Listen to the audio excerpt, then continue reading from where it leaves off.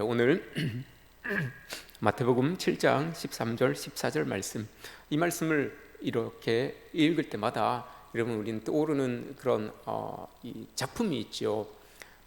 프랑스 소설가 앙드레 지드라고 하는 이 작가가 쓴 좁은 문이라고 하는 이 책이 늘 떠오릅니다. 이 성경을 읽으면서 과연 그 좁은 문은 어떤 내용일까, 이런 이제 또 생각이 들죠. 그래서 그 책을 한번 읽어봤습니다. 지금 읽은 게 아니고 옛날에 읽어봤는데 이게 이런 내용이구나라는 것을 이제 깨닫게 되죠. 그게는 크게 뭐 다른 건 없습니다, 여러분. 당시에 프랑스에 퍼져 있었던 그런 금욕주의 사상이라고 해야 되나요? 그 금욕주의 사상이 좀 잘못된 것 아닙니까? 라고 하는 이제 이런 내용들을 이 작가의 시점을 담아서 풀어낸 그런 내용이죠. 그 내용 중에 제일 이제 기억에 남는 것은 이겁니다. 제롬이라고 하는 사람과 또 알리사라고 하는 사람, 또 동생 줄리엣 이야기가 많이 나오는데, 제롬이라고 하는 사람과 알리사라고 하는 사람은 이 사촌이죠. 사촌 누나입니다. 엘리사가 사촌 누나입니다. 2살 많은 누나인데 제롬이라고 하는 사람이 누나를 좋아합니다.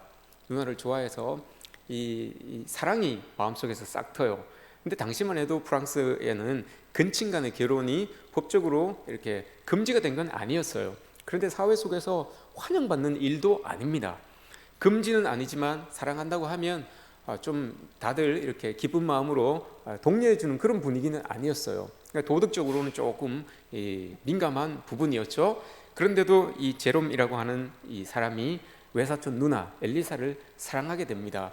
근데 엘리사의 엄마가 이제 프랑스의 그 아주 뭐라고 해야 되나요? 좀 개방적이고 좀 자유로운 그런 이 문화를 이렇게 대변해 주는 그런 엄마의 역할을 합니다. 그러다 보니까 작품에 기록되어 있는 그 엄마가 좀 너무 자유분방해요. 자유연애주의자예요. 그러니까 뭐 이렇게 남자들도 많이 이렇게 만나고 이렇게 하다가 결국은 이 장교를 만나서 바람이 나서 이 집을 나갑니다. 이 모습을 보고 엘리사라고 하는 이 딸이 마음의 상처를 받죠. 이 그리스도인 엄마가, 가톨릭 신자인 엄마가 너무 자유분방하게 그렇게 지내다가 이렇게 바람이 나서 나가는 그런 집을 나가는 모습을 보고 엘리사가 마음이 참 많이 아파합니다. 마음이 아파하고 있으니까 제롬이라고 하는 사람이 그 마음 아파하는 이 여인의 모습이 또 얼마나 애처롭습니까? 그래서 더 이렇게 위로하고 하다 보니까 더 사랑이 깊어집니다. 엘리사도 그런 제롬이 이제 좋아진 거예요. 그러다가 둘이 사랑에 빠져요. 사랑에 빠집니다. 그래서 사랑에 빠져서 이제 둘이 알콩달콩 잘 지내다가 한날은 여러분 그 사람들이 막 성당에 미사를 지내러 갑니다. 성당에 미사를 드리러 딱 갔는데 그날 신부님께서 말씀을 전하셨어요. 그 말씀이 오늘 전한 이 말씀입니다. 마태복음 7장 13절 14절 말씀을 가지고 이제 강론을 하시면서 설교를 하시는데, 어떤 설교를 하셨는가 하면 당시 분위기가, 프랑스의 분위기가 금욕주의라고 그랬어요. 그랬더니 이 사제가 설교를 하시는데 뭐라고 하는가 하면 이 본문을 가지고 우리 모든 이 신자들은 좁은 문으로 들어가야 됩니다. 금욕주의라고 하는 우리의 욕망과 우리의 정욕과 우리의 모든 것들을 다 끊어버리고 온전히 하나님 앞에 거룩한 모습으로 우리가 설 수 있게끔 우리 모두 이것에 노력을 해야 됩니다 라고 이렇게 딱 이야기를 하니까 이 제롬도 그렇고 엘리사도 그렇고 찔린 거예요. 자기들이 사촌지간인데 이 사랑하는 그 사랑의 감정이 이게 정말 이 금욕을 뛰어넘어서 이 욕정으로서의 사랑이 아닌가, 이런 이제 고민이 든 거죠. 고민이 들어서 막 갈등을 합니다. 이 사랑을 끝내야 되는가, 내가 정말 이 좁은 길로 들어서야 되는가, 이런 갈등들을 합니다. 그러다가 정말 엘리사가 여러분 이 갈등의 끝에서 이 사제가 이야기한 좁은 길에 반열에 들어섭니다. 그래서 그 사랑도 끊어버리고 모든 것들을 다 끊고 그 좁은 길로 들어가서 이제 금욕의 삶을 선택합니다. 그 삶을 통해서 엘리사가 여러분 거룩한 여인으로 거듭났으면 참 좋은데 불행했어요. 더 불행에 빠져서 급기야 요양병원에 들어가서 건강을 잃고 그곳에서 죽게 되죠. 그 여인이 죽고 난 다음에 제롬이 그 이제 살았던 그 엘리사가 살았던 집을 방문합니다. 그래서 거기에서 이렇게 짐을 정리하다가 이 엘리사가 쓴 일기를 발견합니다. 그 일기를 발견해서 읽다가 이 제롬이 이 충격을 받는 거죠.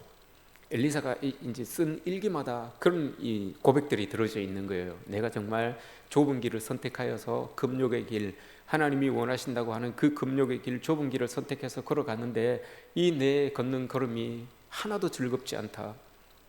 내가 선택한 이 좁은 문, 좁은 길이 정말 나를 너무나 억압하고 너무나 얽매여서 내가 숨조차 쉬지 못하겠다. 정말 이렇게 하다가 죽을 것 같다라고 하는 그런 내용들이 일기로 계속 쓰여져 있었던 거예요. 그래서 제롬이라고 하는 사람이 이걸 이제 읽고 너무 충격을 받은 거죠. 근데 사실 이 소설을 쓴 앙드레 지드라고 하는 사람이 여러분 정말 외사촌 누나를 사랑해서 두 살 많은 외사촌 누나랑 결혼한 사람이 앙드레 지드였어요. 이 앙드레 지드는 자기의 상황을, 이 자전적인 그런 상황을 여기에다가 이 좁은 문에다가 이게 쓴 거예요. 그러면서 프랑스에 지금 이렇게 만연하고 있는 좁은 문, 좁은 길이라고 하면서 이 내세우는 그리스도의 길, 성도로서의 그 길, 금욕적이고 억압적이고 너무 이렇게 우리를 얽매이는 것만 같은, 그러면서 거룩함을 요구하는 그 좁은 문, 좁은 길, 이게 정말 옳은 길이냐, 이게 정말 예수께서 이야기하는 그 길이냐라는 것을 이렇게 이 책을 통하여서 우리에게 질문을 던진 거죠. 우리가 여러분 한번 질문을 해봅시다. 정말 예수님께서 말씀하시는 그 좁은 문이 우리를 얽매이는 것이고 우리를 옥죄이는 것이고 우리를 부자유하게 만드는 그런 이 문인지 우리가 한번 생각을 해보았으면 좋겠습니다. 오늘 본문은 산상수훈의 결론으로 준 이 말씀입니다. 산상수훈은 여러분 제자들에게 주신 말씀이에요. 제자들을 불러놓고 예수님께서 제자들에게 말씀을 하신 거죠. 따라서 이 제자들이 어떻게 살아가야 되느냐, 이걸 이제 예수님께서 말씀해 주신 겁니다. 제자가 되고 제자로서 자라고 또 제자로서 살아가는 것에 대한 말씀이다라고 우리는 받아들여야 됩니다. 근데 많은 우리 이제 그리스도인들이 이 본문을 이렇게 읽다 보면 좁은 문이라고 하면 숨이 팍 막혀요.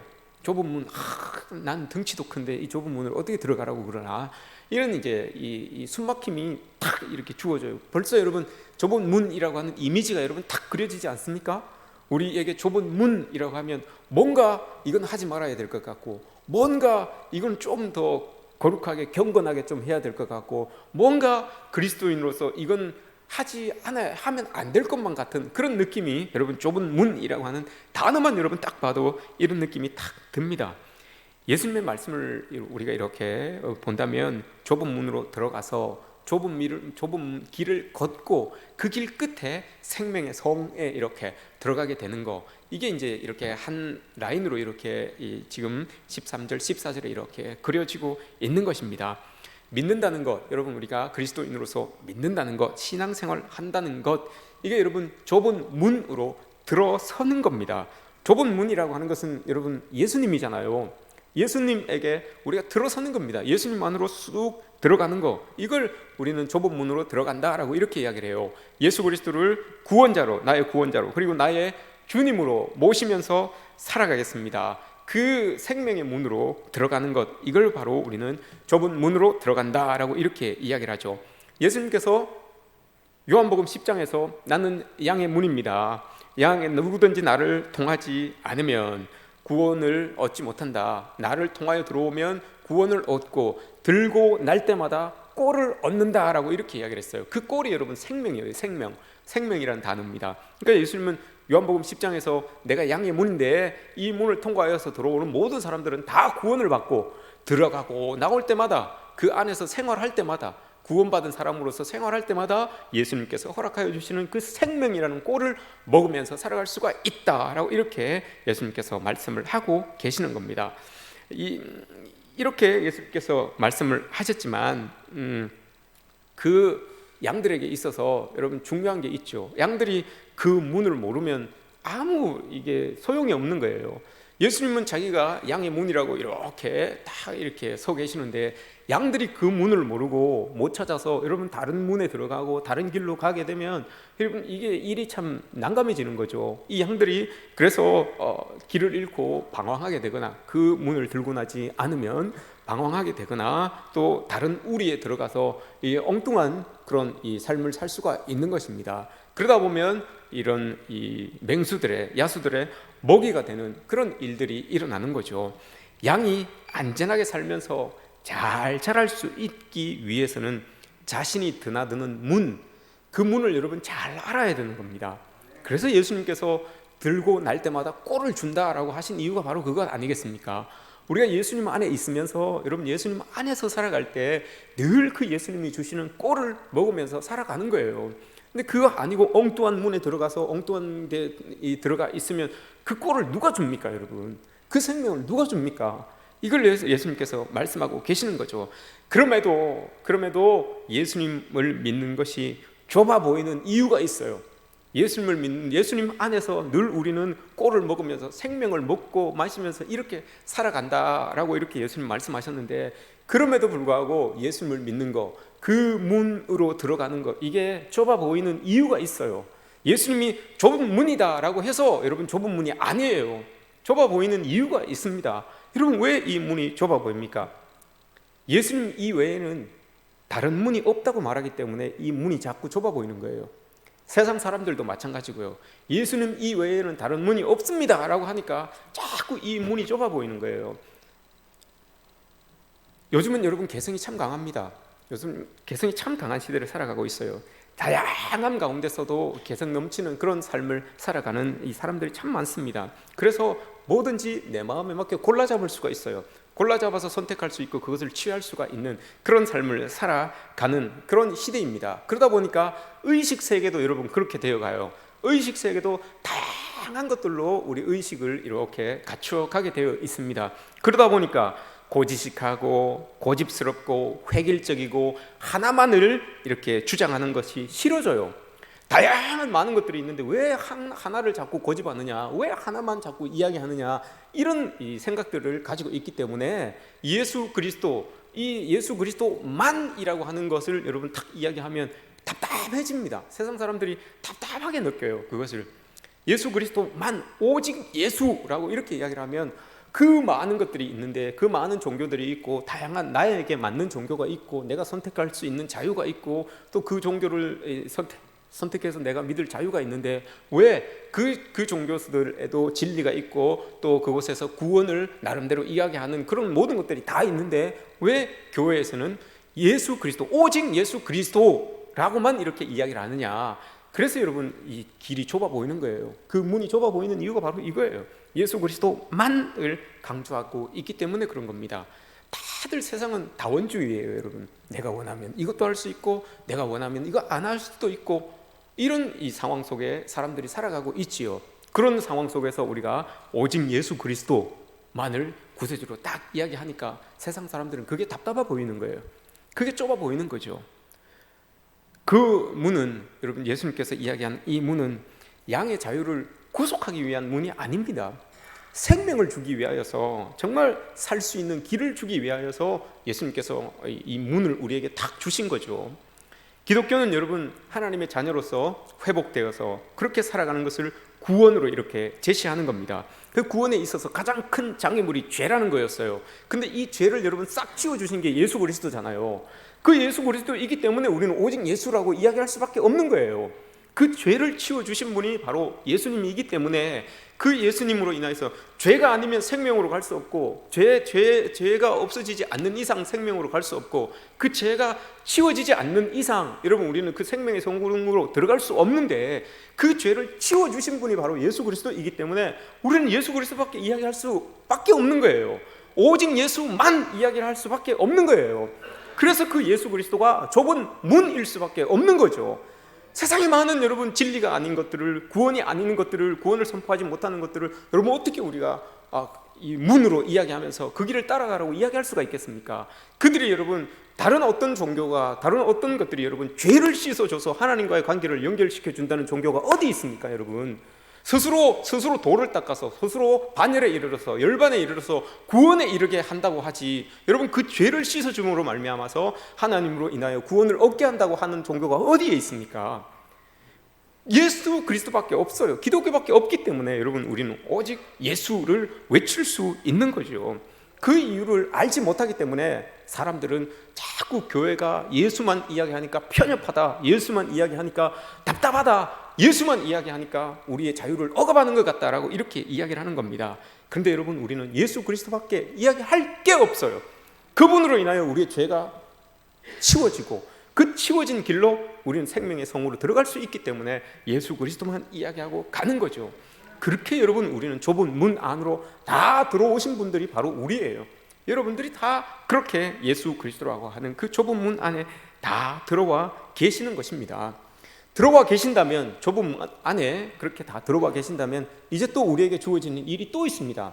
좁은 문 안에는 여러분 딱 좁은 문을 딱 들어섰는데 그 길이 어떻다고 했습니까? 여러분 좁은 문 안에 딱 들어와 보니까 그 길이 어떻다고 했어요?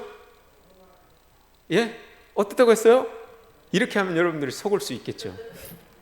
좁은 문으로 딱 들어왔는데 그 길이 좁다고 했어요. 그 길이 좁은 거예요. 또 그 길을 좁은 문을 통과해서 들어와 봤더니 그 길이 막 10차선 하이웨이면 좋을 텐데 이게 또 좁아요. 좁으니까 여러분 또 이게 힘든 거예요. 걸어가기가 또 힘든 거예요. 좁은 길을 걷기가 참 힘든 거죠. 좁은 문을 들어서는 것만으로 여러분 우리의 신앙이 끝나는 게 아닙니다. 예수 그리스도를 믿고 구원받는 것으로서 여러분 우리의 신앙이 끝나는 게 아닙니다. 제가 여러분들에게 꼭 해주고 싶은, 우리 교회에 꼭 해주고 싶은 말씀이 이거예요. 여러분 우리는 좁은 문 안에 들어와서 여러분 우리의 신앙생활이 끝난다면 오죽 좋겠습니까? 그런데 그게 아니에요. 예수님께서 말씀하시기를 요한복음 14장에서 내가 길이요 진리요 생명이니 나로 말미암지 않고는 아버지께로 올 자가 없다고 하셨어요. 그 말이 뭡니까 여러분? 예수님은 문이시기도 하지만 예수님은 길이시기도 하세요. 그래서 그 길을 걸어서 가지 않는 이상은 하나님께로 갈 사람이 없다라고 이렇게 이야기를 해요. 그래서 여러분 우리는 그 길을 믿음의 이 좁은 문에 들어섰으면 우리는 또 여러분 그 길을 걸어가야 되는 사람들입니다. 그 길을 걸어가는 그런 우리의 삶을 살아내야 되는 겁니다.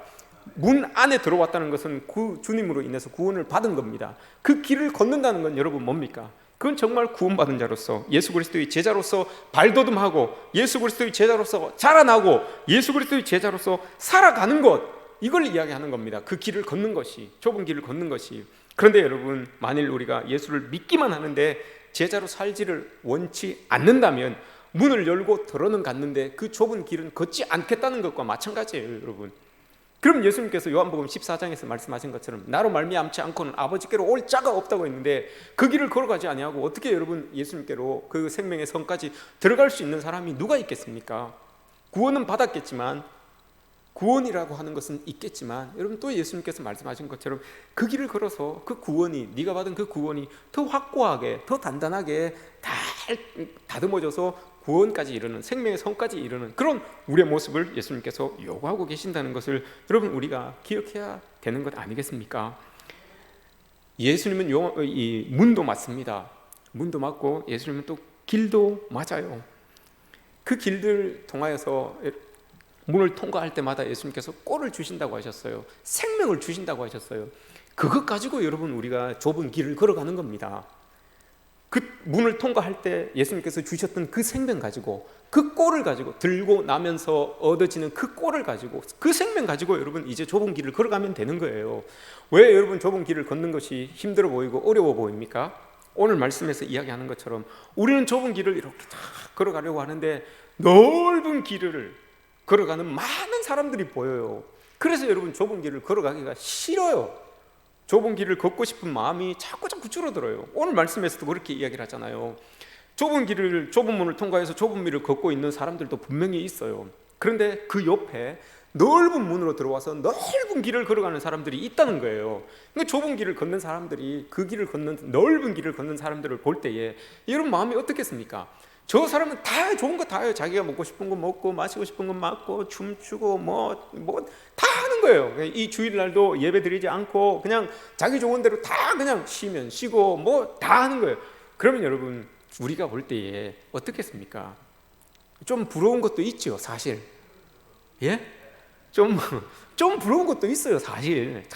사실 진짜 힘들고 어려울 때는 막걸리 한 잔 팍 마시고 그냥 모든 거 다 있고 그냥 푹 널브러져서 한숨 자고 딱 일어나면 툴툴 털고 일어나서 또 이렇게 하면 될 텐데, 여러분 그리스도인들은 그 아픔과 그 괴로움을 들고 그걸 또 들고 새벽에 나옵니다. 새벽에 나와가지고 하나님 앞에 또 기도해요. 하나님, 내 속에 이를 썩고 문드러지는 일들이 있는데 그걸 이야기하면서 또 한 번 생각하니까 얼마나 또 아픕니까? 얼마나 또 괴롭습니까? 그런 것들을 이렇게 비교해 볼 때 여러분 막 녹초가 되어서 일이 피곤하고 몸이 피곤하고 고단할 텐데도 주일날 아침에 일찍 오셔가지고 이 우리 성도들 먹이시기 위하여서 막 식당에서 여러분 그 껍데기 벗기고 양파 까고 눈물 줄줄 흘리시면서 양파 까고, 이게 여러분 이게 좁은 길이에요. 그런데 여러분 그 좁은 길을 보면서, 그 좁은 길을 걸으면서 널따하게 가서 1,000원만 딱 주면 국수 딱 나오는, 밥 한 상 딱 나오는 그런 교회가 있어요. 1,000원만 딱 내면 딱 차려져 있는 그런 교회가 있어요. 넓디 넓은 그런 길을 걷는 그런 교회들, 절에 가면 여러분 다 준비해가지고 지나가는 사람들 다 그냥 절밥 먹고 가라고 그렇게 막 해주는 데도 있어요. 그런 거 보면 야, 내가 수고 안 하고 저렇게 한 상 먹고 가는 것도 괜찮지 않냐, 이런 생각들을 할 수가 있어요. 좁은 길을 걸을 때 여러분 늘 우리 좁은 길을 걷는 것을 힘들게 만드는 건 그거예요. 넓은 길을 걸으면서 여러분 다 넓은 길을 걸으면서 많은 사람 또 그걸 또 별로 많이 걷는 좀 적은 수가 넓은 길을 걸으면 좀 이렇게 뭐 생각할 수가 있을 텐데, 많은 사람들이 또 넓은 길을 걸으니까 내가 좁은 길을 걷고 있는, 내가 잘못 걷고 있는 건 아닌가, 이런 생각을 해요. 또 내가 이거 잘못 걷는 것 아닌가? 그래서 여러분 뒤로 와서 그 좁은 문을 빠져나와서 다시 넓은 길로 한번 또 가보네?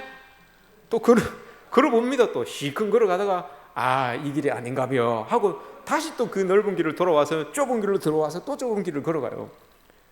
이런 경우들이 있어요, 여러분. 그렇게 하지 말라는 게 아니에요, 여러분. 그런 것도 해볼 필요가 있어요. 그런데 영영 안 돌아오면 안 되죠. 왜냐? 그 넓은 길의 끝이 뭐라고 되어 있습니까? 예? 멸망이라고 되어 있어요. 그 끝이 보이지 않기 때문에 넓은 길을 많은 사람들이 걸어가는 거예요. 멸망이라고 하는 그 끝이 보이지 못하기 때문에. 근데 우리는 그게 보이죠. 좁은 길을 걸어가면서 좁은 문을 들어와서 좁은 길을 걸어가는 사람은 그 넓은 길의 끝이 보이는 거예요. 좁은 길의 끝도 보이지만 넓은 길의 끝이 보이기 때문에 그런 겁니다. 그래서 여러분 우리가 좁은 길을 걸어가는 것 아니겠습니까? 좁은 길이지만 우리는 여러분 이미 생명이라고 하는 그 선물을 받고 가는 사람들이에요. 선물을 들고 가는 사람들이에요. 그 길을 걸어가면서 늘 여러분 그 꼴을 맛보며 살아가는 사람들 아닙니까? 달리기를 딱 하는데, 여러분 경주를 딱 하는데, 뭔 일을 하는데 그 이제 심판진들이 그 대회 운영진에서 이야기를 합니다. 네가 저 끝까지 가기만 하면 네 무조건 1등이다라고 1등 메달을 나에게 딱 줬어요. 가기만 하면. 안 가면 없고, 안 가면 어쩔 수 없고, 가기만 하면, 꼬린 지점까지 가기만 하면 너 1등이다, 메달 네 가져라, 이렇게 줬어요. 근데 그걸 모르는 사람들이 있어요. 그럼 여러분 출발 신호가 빵 났어요. 그럼 어떻게 하겠습니까?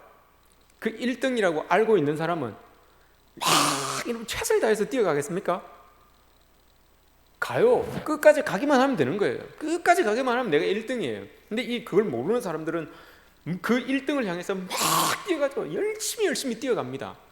이게 여러분 넓은 길을 가는 사람들이 이렇다고 할 수 있는 거예요. 좁은 길을 걸어가고 있는 사람들은 여러분 우리는 1등을 다 가지고 있는 사람들이에요. 끝까지 가면 돼요. 가면 그건 내게 되는 거예요. 이걸 여러분 우리는 알고 가는 사람들 아닙니까? 이걸 우리는 가지고 있는 사람들 아닙니까? 가지고 가는 사람들 아닙니까? 그러니까 여러분 가기만 하면 돼요. 가기만. 갈 수 있는 이유도 있어요. 왜 그렇습니까, 여러분?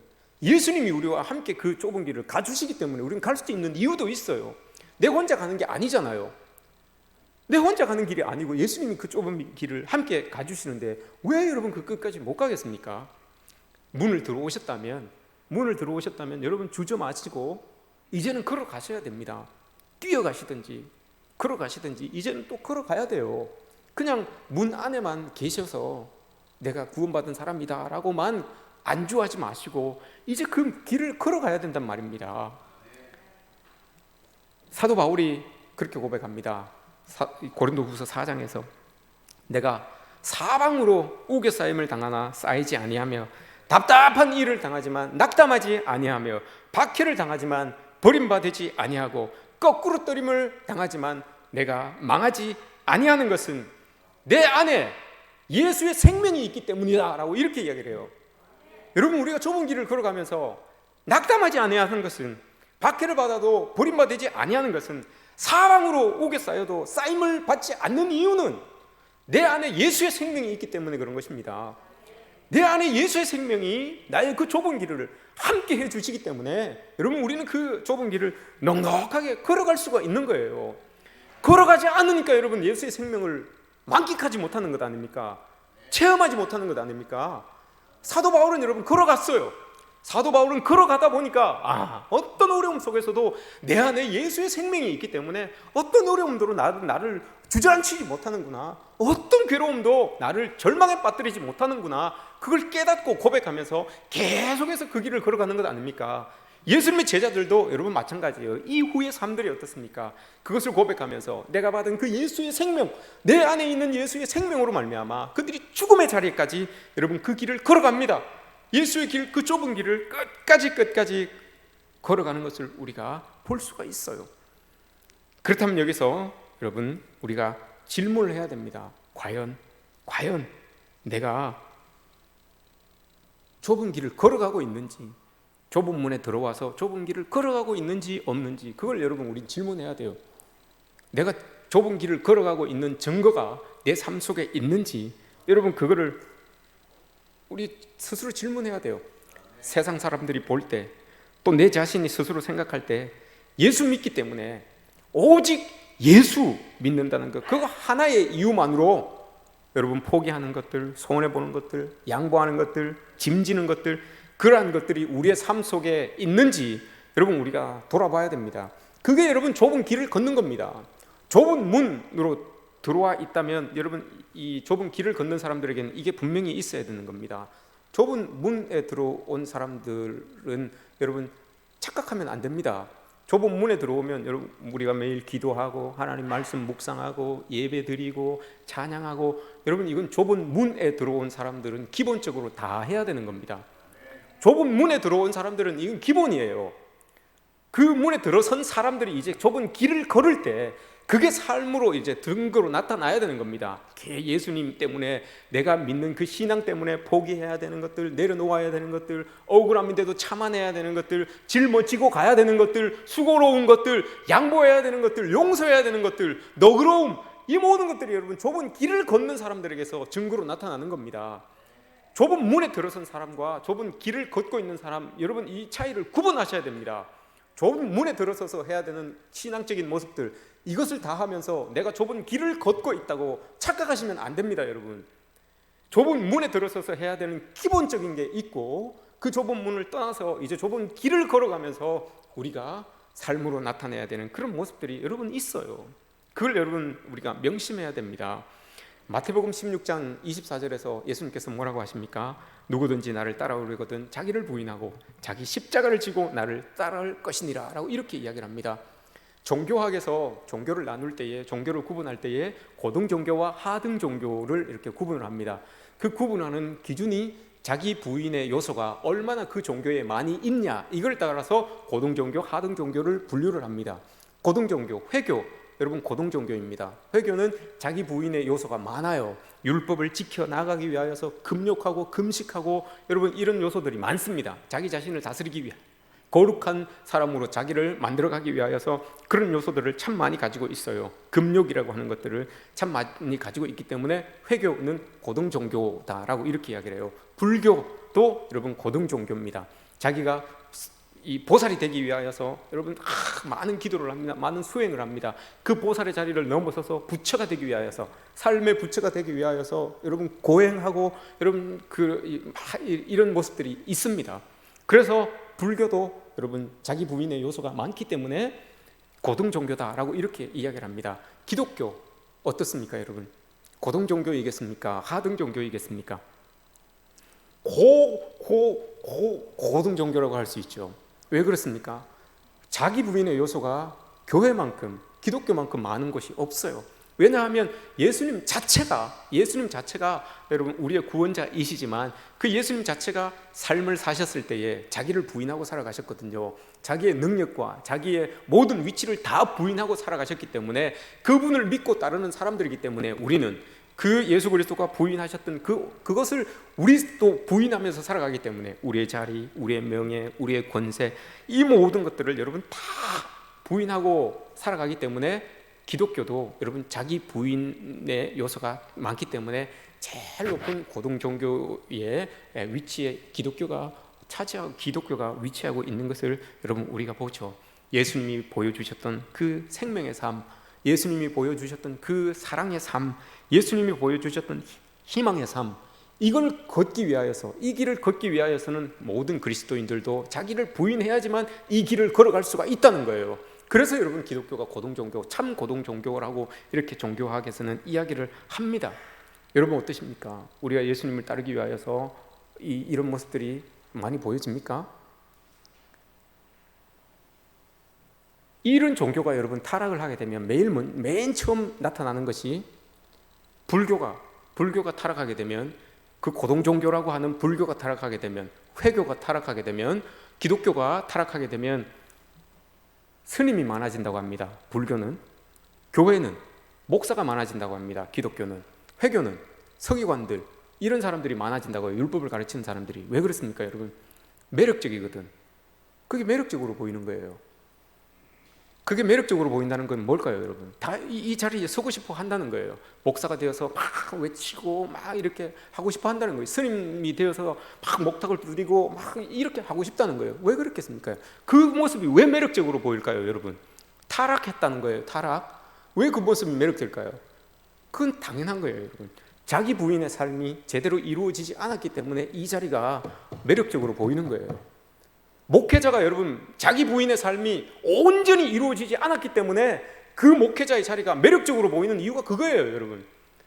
스님의 자리가, 서기관의 자리가 매력적으로 보인다면 그 사람들은 분명히, 목회자의 자리가 매력적으로 보인다면 그 사람들은 분명히 예수님이 이야기한 자기 부인의 삶을 제대로 못 산 거예요. 자기 부인의 삶을 살아가는 사람에게서 여러분 매력을 느낄 수 있는 것은 예수 그리스도를 여러분 우리가 따라가는 목회자로서 매력적인 모습이 보이는 단 하나의 모습은 다른 게 없어요. 내 안에 예수의 생명이 여러분에게 보여질 때 그게 여러분 매력적으로 보여져야 되는 거예요. 다른 어떤 게 아니에요. 다른 여기에서 여러분 가운을 입고 하나님 여러분들 앞에 설교를 하고 막 이렇게 하는 게 여러분 좀 매력적이다, 나 커서 목사님 돼야 되겠다, 그게 아니에요. 그 모습이 여러분 제가 이렇게 설교를 하고 또 막 이렇게 교회 생활을 하고 신앙생활을 하고 삶 속에서 보여지는 모습들이 매력적으로 보이면, 목사의 자리가 여러분 매력적으로 보이면 여러분 제가 아직 멀었다는 거예요. 아직 자기 부인의 삶이 멀었다는 거예요.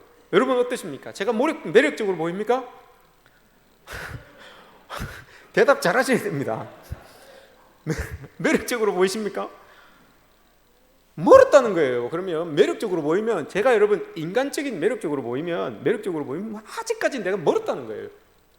그걸 여러분 늘 깨달아야 되는 거예요. 자기 부인의 삶이 있는 사람들은 예수 그리스도가 여러분 매력적으로 보이셨습니까? 능력을 행하고 병자를 고치고 죽은 자를 살리고 풍랑위를 걸어갈 때는 여러분 매력적으로 보이죠. 근데 궁극적으로 예수님께서 원하시는 그게 아니잖아요. 그 모든 능력이 있지만 그거 다 내려놓고 온전히 하나님께서 가라고 하신 그 길 걸어가는 거, 그게 여러분 매력적으로 보인 거죠. 이게 타락하면, 종교가 타락하면 그렇게 된대요 여러분. 그 자리가 매력적으로 보이기 때문에 사람들이 그 자리를 선호하는 것 아니겠습니까? 그 선호하는 이유가 뭡니까? 편한 것처럼 보이니까, 잘 나가는 것처럼 보이니까, 사람들한테 대접받는 것처럼 보이니까 자꾸 그 자리가 매력적으로 보이는 거죠. 근데 그렇게 보이게 유발한 그 사람이 잘못된 거예요. 자기 부인의 삶을 제대로 못 살았기 때문에 여러분 그게 그 자리를 원하는 사람들이 많아지는 것 아니겠습니까? 우리 이 기독교가 여러분 최근에 얼마나 많이 욕을 먹습니까? 종교 지도자들 때문에 얼마나 많이 욕을 먹습니까? 맞아요 여러분. 욕을 먹는 것 대비 신학생들의 수가 늘어나요. 신학생들의 수가 많이 늘어나는 것을 봐요. 맞아요. 이게 타락할수록, 그 종교가 타락할수록 그 종교의 지도자들이 많아진다는 거예요. 왜냐? 자기 부인의 삶을 제대로 안 살기 때문에, 누릴 수 있는 것만 누리고 여러분 자기 부인의 삶은 안 살기 때문에 그 자리가 매력적으로 보일 수밖에 없는 겁니다. 저는 여러분들 앞에 매력적으로 보이기 싫어요. 매력적으로 보이고 싶지 않아요. 목사님 매력적입니다 이런 말씀하면 큰일 납니다, 여러분. 큰일. 저를 여러분들이 40일 금식기도 하게 만들기 위해서 여러분 그런 말씀을 하시는 줄을 제가 알아듣겠습니다. 그런 말씀하시면 큰일 나요.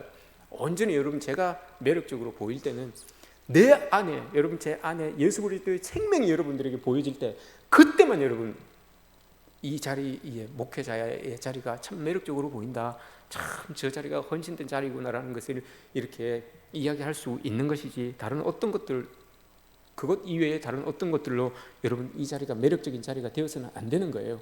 우리 그리스도인들의 자리도 여러분 마찬가지입니다. 자기 부인의 삶을 살다 보면 매력적인 삶이 안 돼요. 매력적으로 여러분 다 꾸미고 갈 때 다 가고 먹을 거 다 먹고 여러분 다른 사람들이 가지는 거 다 가지고, 이게 여러분 안 돼요. 좁은 길을 걷다 보면 그게 잘 안 돼요, 여러분.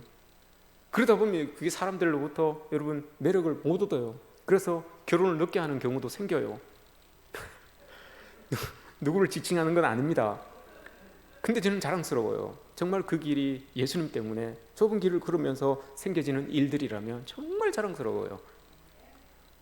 우리 모두가 여러분 이렇게 돼야 된다는 거죠. 좀 매력적이는 않지만, 좀 세련된 길은 아니지만, 그럼에도 불구하고 우리가 내 안에 있는 그 예수 그리스도로 말미암아서, 예수의 생명으로 말미암아서 그 좁은 길들을 멋있게 기뻐 뛰면서 걸어갈 수 있다면 여러분 이거 최고의 행복 아니겠습니까? 예수님께서 우리에게 원하시는 모습들이 이런 모습인 줄 믿습니다. 우리의 일상 속에서 예수를 믿기에 짊어져야 되는 그런 손해들, 그런 부담들, 그런 고난들, 참음, 인내, 용서, 수용, 너그러움, 예수 그리스도를 제대로 알고 제대로 믿는다면 우리의 삶 가운데 여러분 이러한 것들이 있을 것입니다. 있음에도 불구하고 여러분 그것을 거뜬히 짊어지고 기뻐 뛰며 걸어갈 수 있는 이유는 내 마음속에 들어가고 나올 때마다 내 마음속에 생명으로 주신 예수 그리스도, 꼴을 주시는 예수 그리스도가 내 마음속에 있기 때문입니다. 여러분 우리 모두는 좁은 길을 들어선 사람들입니다. 맞습니까? 그렇다면 이제 우리는 다 그 좁은 길을 뛰어가야 되는 사람들입니다. 맞습니까? 그리고 그 뛰어간 길 끝에 생명의 성에 들어갈 사람들입니다. 아멘입니까? 우리 모두가 그렇습니다, 여러분. 우리 모두가 여러분 예수님을 믿고 좁은 문에 들어서서 뛰어야 될지 말아야 될지 문고리만 잡고 지금 만지작 하고 계시는 분들이 계십니까? 그렇다면 이제 그 문고리 좀 놓고 뛰시기 바랍니다. 같이 뛰시기 바랍니다. 여러분 제가 앞에서 당기겠습니다. 우리 장로님들, 우리 권사님들, 우리 집사님들 뒤에서 밀어드릴 겁니다. 그래서 예수님께서 또 옆에서 같이 팔짱 끼고 띄워주실 겁니다. 그렇게 여러분 우리 함께 달려서 예수님 원하시는 그 생명의 성에 우리 모두 들어가시기를 주님의 이름으로 축복합니다.